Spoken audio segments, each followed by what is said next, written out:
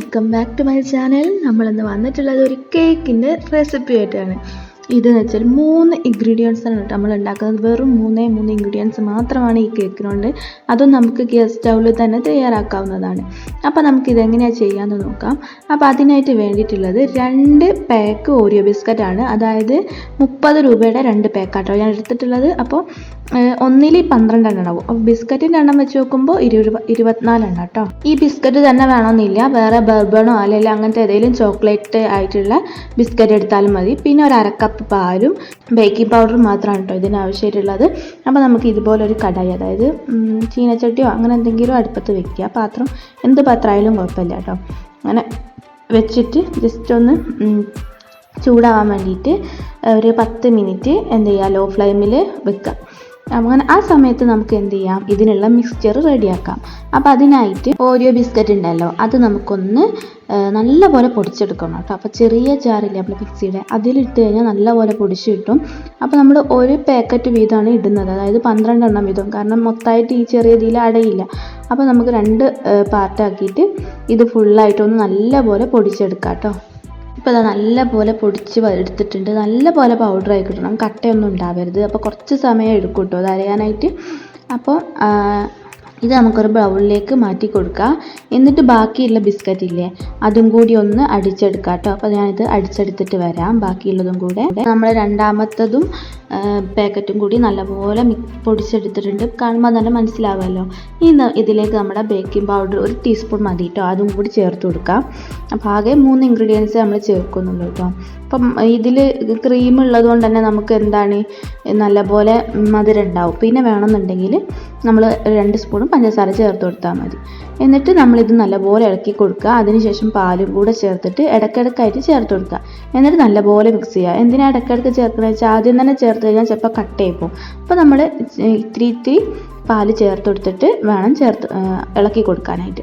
എന്നിട്ട് നല്ലപോലെ മിക്സ് ചെയ്ത് കൊടുക്കുക. കൈ കൊണ്ട് തന്നെ ചെയ്താൽ മതി, ബീറ്ററിൻ്റെ ഒന്നും ആവശ്യമില്ല. കാരണം ബിസ്ക്കറ്റ് നല്ല സോഫ്റ്റായിട്ട് തന്നെ നമ്മൾ അടിച്ചെടുത്തതാണല്ലോ, അതുകൊണ്ട്.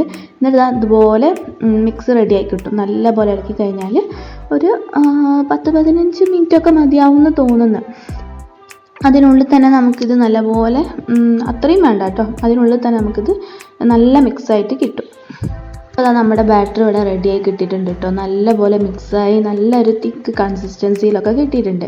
അപ്പോൾ ഇനി നമുക്ക് എന്ത് ചെയ്യാം, ഒരു പാത്രം എടുക്കാം. അപ്പോൾ ഇത് കേക്കിംഗ് ട്രേ ആണ്. ഇതല്ലാന്നുണ്ടെങ്കിൽ നമ്മൾ മറ്റെന്തെങ്കിലും സാധാ സ്റ്റീലിൻ്റെ പാത്രമൊക്കെ ഉണ്ടല്ലോ, അങ്ങനത്തെ പാത്രം എടുത്താൽ മതി. ഒന്നെങ്കിൽ അലൂമിനിയം ഫോയിൽ പേപ്പർ വെച്ച് കൊടുക്കുക, അല്ലെങ്കിൽ എന്ത് ചെയ്യുക, കുറച്ച് ബട്ടർ അല്ലെങ്കിൽ നെയ്യ് എടുത്തിട്ട് സൈഡിൽ കൂടിയൊക്കെ ഒന്ന് നല്ലപോലെ പുരട്ടി കൊടുക്കുക. അങ്ങനെ ആയാലും മതി കേട്ടോ. അപ്പോൾ ഇതില്ലാന്നുണ്ടെങ്കിൽ കേക്കിംഗ് ട്രേ ഇല്ലെങ്കിൽ ഇങ്ങനെ ചെയ്യുക. എന്നിട്ട് നമുക്കതിലേക്ക് ഈ ബാറ്റർ ഒഴിച്ചെടുത്തതിന് ശേഷം ഒന്ന് തട്ടി കൊടുക്കുക. ഇങ്ങനെ എന്തിനാ വെച്ചാൽ ഉള്ളിൽ കട്ടയൊക്കെ ഉണ്ടെങ്കിൽ പോവാനായിട്ടൊന്ന് തട്ടി. ഓവനുള്ളവർക്ക് ഒരു 20 മിനിറ്റ് ഓവനിൽ വെച്ചാൽ മതി.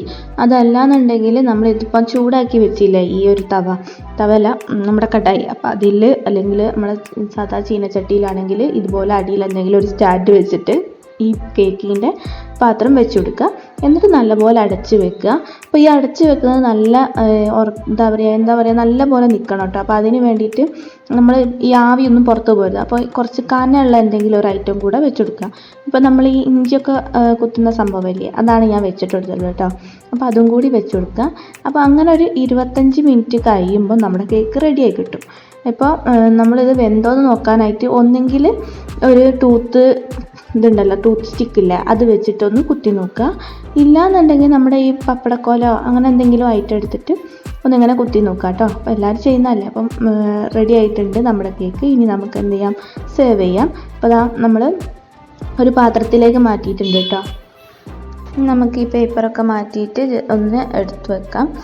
അപ്പോൾ നമ്മുടെ കേക്ക് റെഡി ആയിട്ടുണ്ട്. ഇനി മുകളിൽ നമുക്ക് ക്രീം എങ്ങനെ യൂസ് ചെയ്യണമെങ്കിൽ യൂസ് ചെയ്യാം, പക്ഷെ അതിനൊന്നും ആവശ്യമില്ല.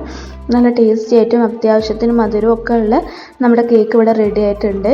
എക്സ്ട്രാ നമ്മളൊന്നും ചേർക്കുന്നില്ല, നല്ല സോഫ്റ്റ് ആയിട്ട് തന്നെ വന്നിട്ടുണ്ട്. അപ്പോൾ എല്ലാവരും ഒന്ന് ട്രൈ ചെയ്ത് നോക്കുക. അപ്പോൾ നമ്മുടെ വീഡിയോസ് ചാനലൊക്കെ ആദ്യമായിട്ട് കാണുന്നവർ സബ്സ്ക്രൈബ് ചെയ്യുക, ലൈക്ക് ചെയ്യുക, ഷെയർ ചെയ്യുക, കമൻറ്റ് ചെയ്യുക. പിന്നെ ആ ബെല്ലൈക്കൺ കൂടി ഒന്ന് ക്ലിക്ക് ചെയ്യുക. പിന്നെ നമ്മുടെ വീഡിയോസ് ഏതെങ്കിലും കാണാൻ വിട്ടുപോയിട്ടുണ്ടെങ്കിൽ കണ്ടു നോക്കണം കേട്ടോ. അപ്പോൾ നമ്മുടെ അടുത്ത വീഡിയോ ആയിട്ട് കാണാം. Stay to my channel. Bye by.